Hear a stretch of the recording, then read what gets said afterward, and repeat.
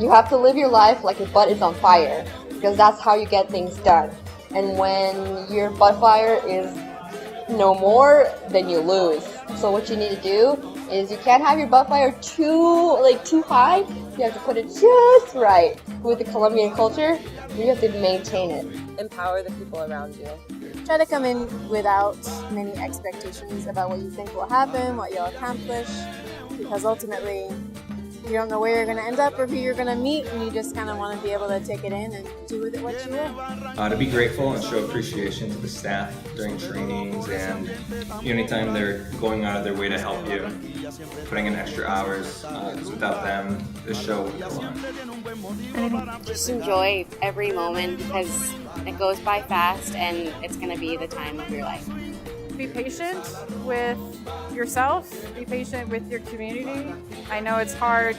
Sometimes things don't happen right away, stuff doesn't come together right away, but don't lose sight of your goals, don't lose sight of what you want to do, and find people that are willing to work with you, and if they don't want to work with you, don't keep beating a dead horse that is excited about Peace Corps and is excited about what you're willing to bring to the community, and just take one day at a time, enjoy it. Definitely during your 2-year volunteer years, you are going to get sick. That's just inevitable. Everyone gets sick, and there will be times that you're going to be lonely.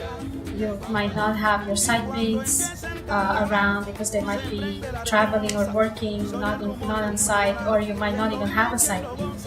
You will have to be comfortable and okay with taking care of yourself, even though you might be so gravely sick.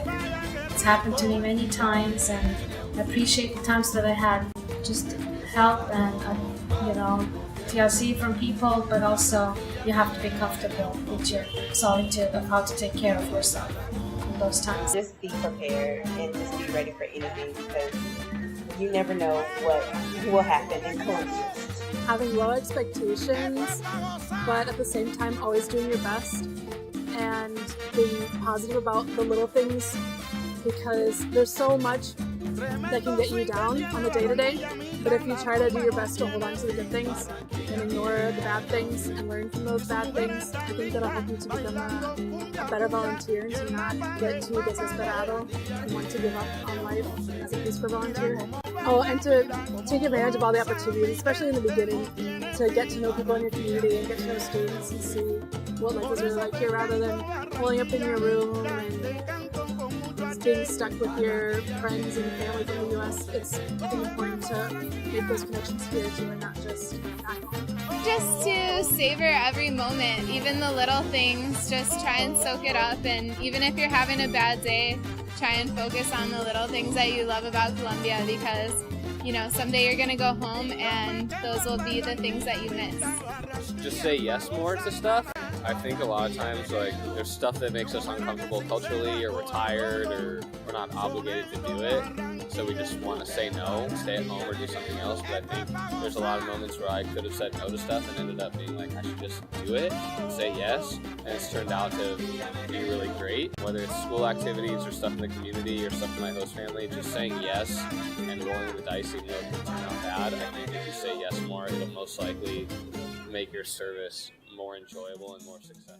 So just say yes more. Bring a portable battery-powered fan.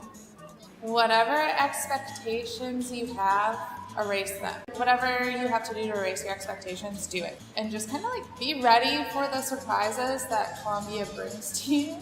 Patience with your counterparts, and also patience with the office. I feel like every single volunteer has a moment where they're frustrated, or they don't understand why the office might do something a certain way.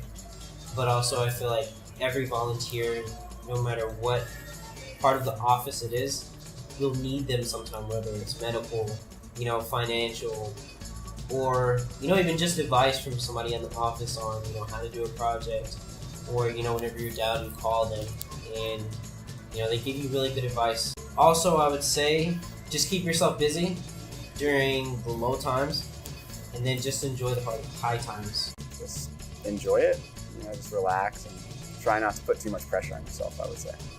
Honestly, just Take it a day at a time, especially like when it's hard. Early in my service, I hit a point where I actually had written my ET letter, and I was talked out of it by a couple different people, and I'm so glad I did, because like, you know, those times when you think it's not worth it, you know, if you push through it, I think it's worth it. And, you know, take it a day at a time. Don't try to do everything at once.